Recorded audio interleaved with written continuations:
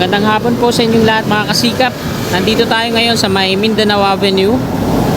At mag-update po tayo ngayon dito sa NLEX segment 8.2, no?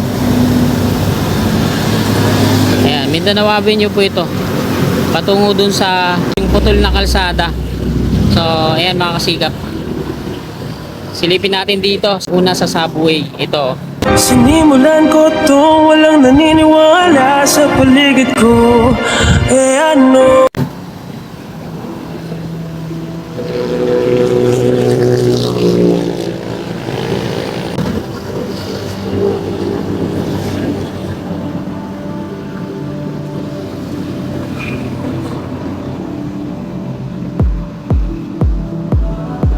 Ang ganda na.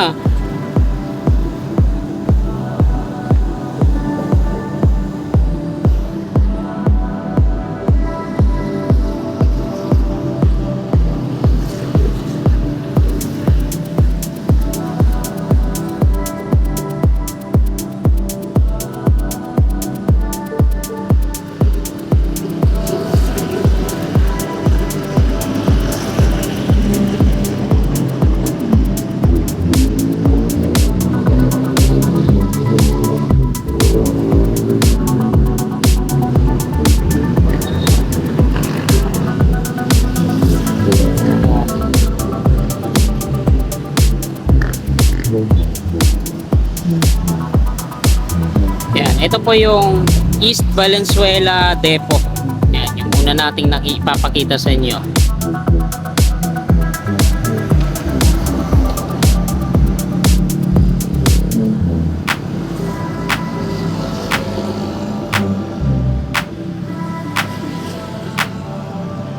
Mula dito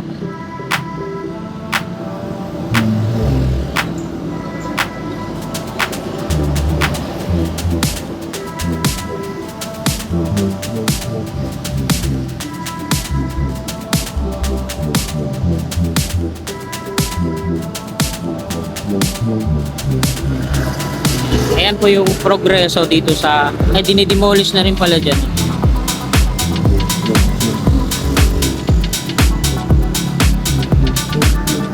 Bali dinidemolish na rin pala to dito.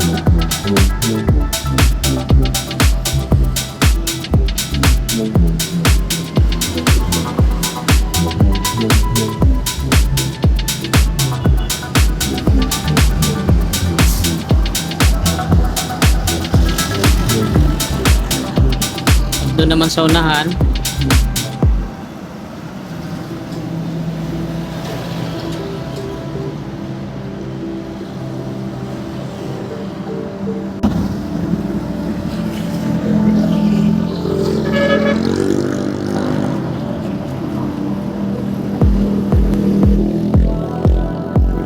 doon mamaya doon tayo pupunta, no? Pag umuwi na tayo.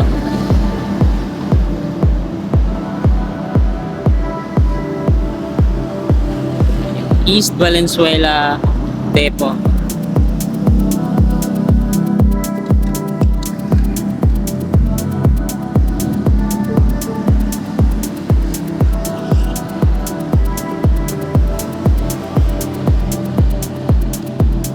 So dito naman sa likod. So tinatambakan nila ng graba dito sa part na to.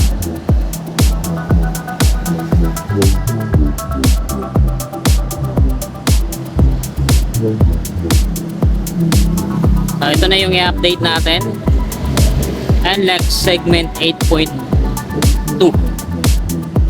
Yan.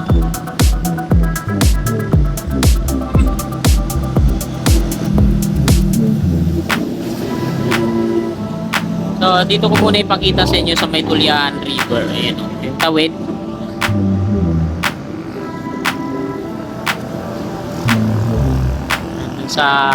Ayan yung Tulian River mga kababayan. Tapos dun sa tawid, ayan na yung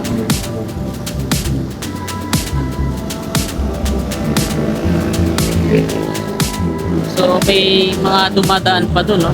Pero hanggang dun na sa unahan.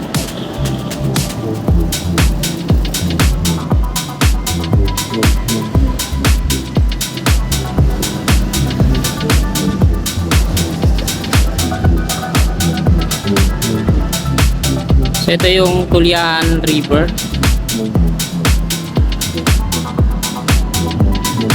So mayroon ng mga coping beam dyan, mga pier polo dito din. Ayan yung mga Asto type 4 concrete girders na minumold nila dito. Yan, mga steel girders naman yung nandun sa gilid. So ayan natin yung gagamitin nila patawid ng ano no, dun sa may tulay. Baka dito sa long span na to patungo dun sa unahan no, baka steel girders yung gagamitin o di kaya dito sa patawid. Baka dito no, kasi may iksi yung mga Asto type 4 concrete girders. Tingnan nyo naman no, hindi na sila gumawa ng columns dyan eh. Baka ayun nga yun eh, no? Yung mga ayun, yung mga steel girders na nandoon na mahaba. Ayun no, tatlo ano. So baka dito nga yun i-install.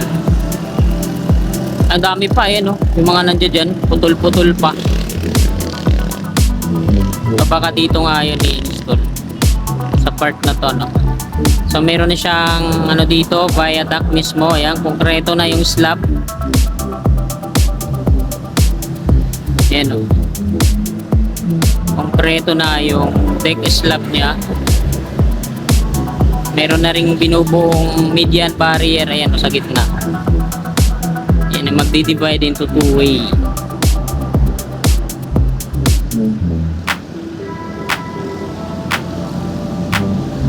Tapos dito naman ang ginamit nila MSE wall no.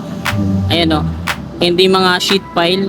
Tapos tinambakan, hindi macro geofoam yung ginamit dito, buhangin tsaka lupa yan. Kasi karamihan ginagamit sa mga pababang rampa, on ramp, off ramp.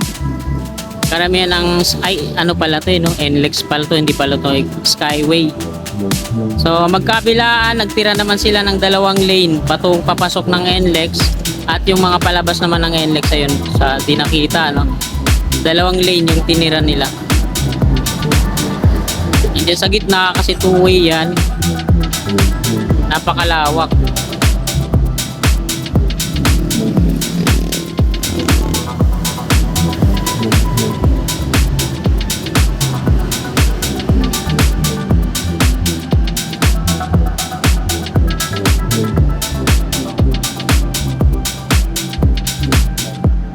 Yan yung mga ano nila. Isang excavator, tapos isang ruler, tapos dump truck. Dalawang excavator pala. So ito po yung toll dito no. Segment 8.1.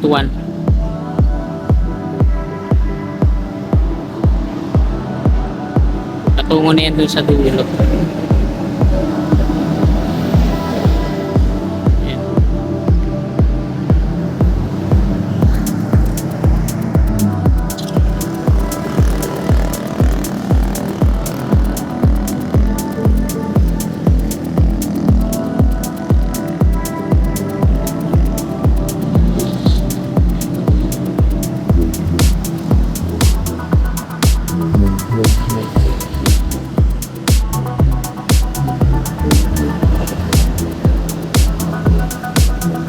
Kakasilaw.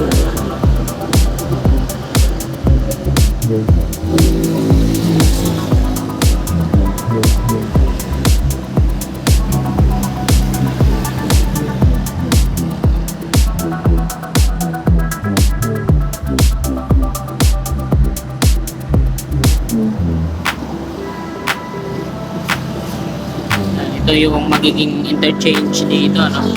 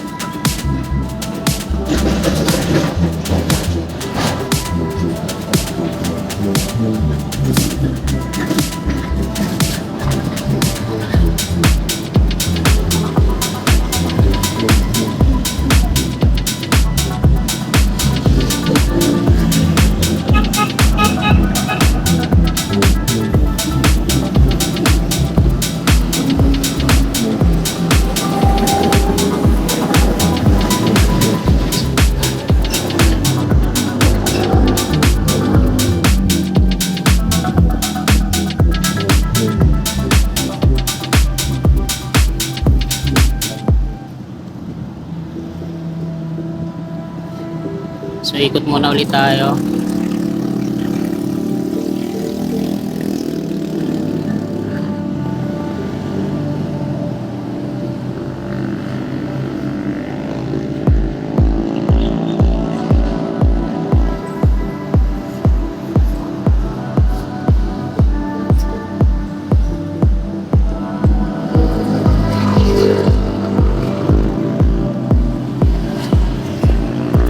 So balik naman ulit tayo dito.